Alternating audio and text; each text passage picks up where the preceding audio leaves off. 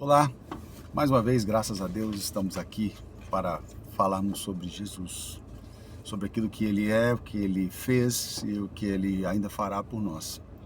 Quero convidar você para orar comigo agora.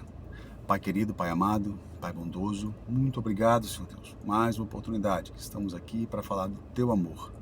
Querido Deus, nos toca o coração, abra nossa mente e que possamos de fato não só compreender, mas colocar em prática tudo aquilo que estamos aprendendo acerca da palavra de Deus. Oramos assim agradecidos em nome de Jesus. Bom, deixa eu fazer alguns comentários aqui antes, algumas observações. Vocês estão percebendo que os vídeos ficam meio empíricos assim, sabe? Às vezes eu estou no ambiente, às vezes eu estou em outro ambiente, o som não fica legal. Eu ainda estou me preparando, é muita correria, muita loucura, quem me conhece sabe. Mas assim, a gente está se organizando para fazer uma coisa melhor, uma coisa mais, né, elaborada. Eu não tenho muito tempo também, mas na verdade o grande maior objetivo não é ficar bonitinho e tudo mais. O meu maior objetivo aqui não é engajamento, não é nada disso. O meu maior objetivo é falar sobre Jesus, ponto final. Porque Deus nos deu uma comissão, Ele disse assim, olha, portanto ide por todo mundo e pregar o evangelho. Há lugares onde há lugares que eu não vou conseguir alcançar pessoalmente, então isso acaba funcionando para esses lugares, né? A mídia, né? Os canais de rede social, enfim, tudo isso acaba ajudando a propagar o evangelho. E eu já falei algumas vezes e volto a repetir, mas eu não sei falar, não tem problema, você não precisa falar, é só preciso viver cristianismo, porque o cristianismo é uma mensagem que a gente prega, se preciso, com a boca, ok? O texto que eu trouxe hoje para nós é um texto muito conhecido, é a parábola do filho pródigo. Talvez você já tenha ouvido várias versões dessa parábola, né, ou várias interpretações dessa parábola. E Jesus propunha parábolas para que as pessoas pudessem sair do conhecido para o desconhecido. Era o que ele queria fazer e ele conseguiu fazer em todas as situações. Só que é muito normal, é muito comum cada um enxergar uma mesma paisagem e ver situações, coisas diferentes, pontos diferentes. Isso é uma questão de perspectiva, né? Eu daqui enxergo uma paisagem e eu consigo ver aquilo que me agrada ou aquilo que eu acho mais interessante. Talvez outras pessoas virão de outras formas, né? Mas enfim, a parábola do filho pródigo, em suma, ela conta, está lá em Lucas no capítulo 15, versículos de 11 a 32, ela conta de um pai que tinha dois filhos, o mais velho e o mais moço. O mais moço então chega para ele e pede a parte da herança que lhe corresponde. Então o pai dividindo, né, a Bíblia diz, repartindo entre eles, né, o despediu. Repartiu, cada um pegou o seu e o filho mais novo saiu.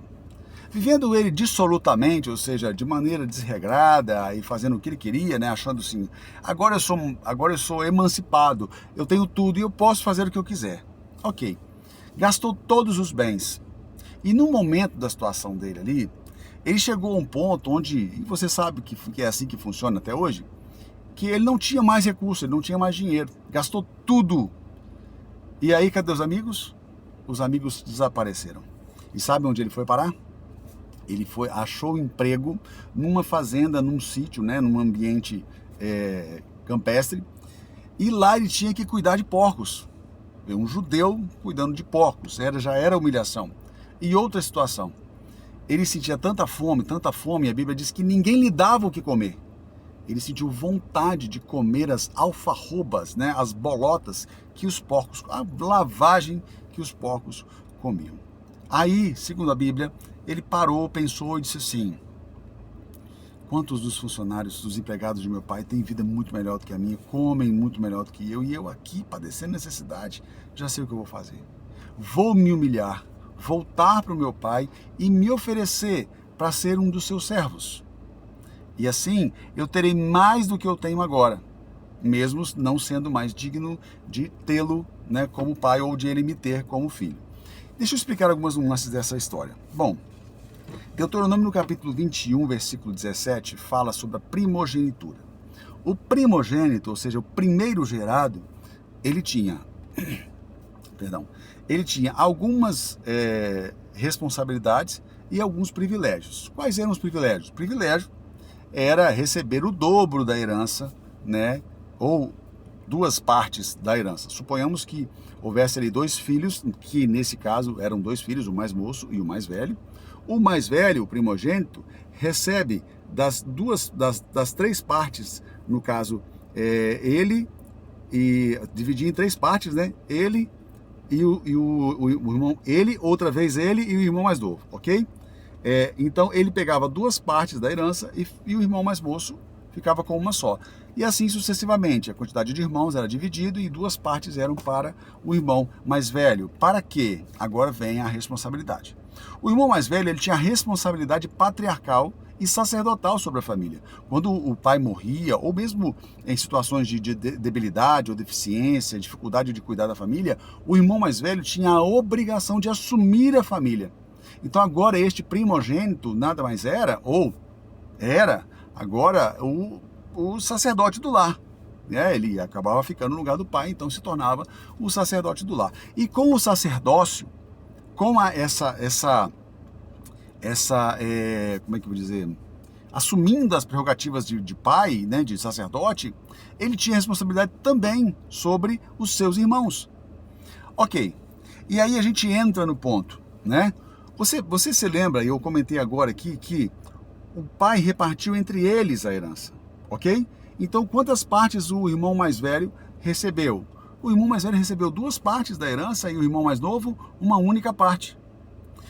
Este irmão mais velho, que não aparece muito na história, também desejou a morte do pai, porque a herança só tem valor, ou só tem valia, ou só funciona com a morte daquele que concede.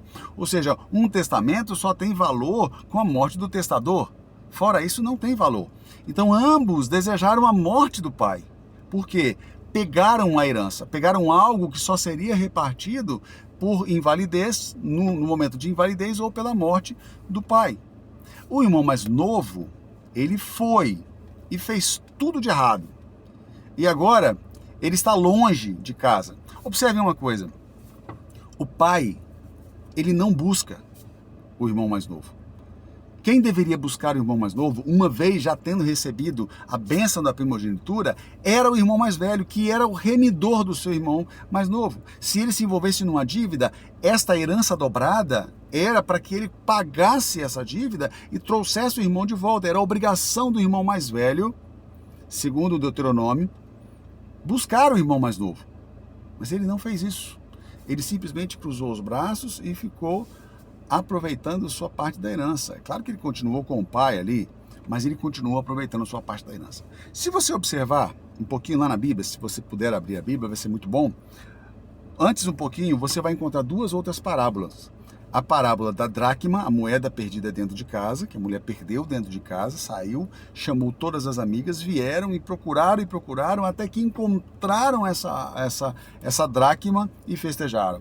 E depois tem a parábola da ovelha perdida, que se perdeu fora do aprisco. A moeda dentro de casa e a ovelha fora do aprisco. Então o pastor deixou as 99 e foi atrás daquela e a trouxe, e houve muito mais regozijo por aquela que se havia perdido do que pelas 99 que estavam no aprisco. Então Jesus conta duas parábolas para entrar então e contar a parábola do filho pródigo. Olha que interessante. Os dois estão representados nas duas parábolas anteriores. Por quê? O filho pródigo, o filho que saiu, representa a ovelha que saiu do aprisco e se perdeu lá fora. E no caso da moeda, é o filho mais velho que estava dentro de casa, mas também estava perdido. Por quê? Porque não amava o seu pai a ponto de desejar que ele vivesse. Resumindo, para a gente fechar então, amarrar a boca do saco. Vamos lá então. Jesus é apresentado no livro de Colossenses, capítulo 1, versículo 15, como o primogênito. Ele é o nosso irmão mais velho. Ele é o nosso remidor. Ao contrário do irmão mais velho da parábola, Jesus deixou o céu e veio aqui nos remir, nos resgatar. Quando Cristo se levanta da sepultura como vitorioso, que sempre foi, ele nos resgata. A Bíblia diz, e quando ele próprio falando, for levantado da terra, todos atrairei a mim. Apocalipse vai dizer que nós fomos comprados por sangue. Este é um bom preço, um alto preço, o sangue de Cristo Jesus. Cristo Jesus é o nosso remidor.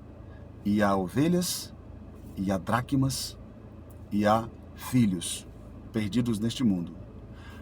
A nossa responsabilidade diante disso é a seguinte: nós, quando fomos remidos pelo sangue de Cristo, entendemos isso, aceitamos esta remissão, aceitamos Cristo como nosso Senhor, nos tornamos responsáveis por nossos irmãos que ainda não estão vivendo o que nós estamos vivendo. Oxalá você tenha o desejo no seu coração de testemunhar do amor de Cristo. Poste nos seus status, aproveite o Instagram, aproveite o Facebook, YouTube, enfim, aproveite as mídias, tudo que você puder para falar que Jesus está voltando, porque Ele está voltando. O nosso irmão mais velho está voltando para nos buscar. Pai amado, Pai querido, enche o nosso coração dessa esperança, mas também nos encha, Deus, da vontade de fazer a obra que o Senhor nos confiou. Pregar o Evangelho, para podermos encontrar aquelas ovelhas perdidas, aquelas dracmas perdidas, para que possamos nos alegrar com o Senhor. Oramos assim, agradecidos em nome de Jesus.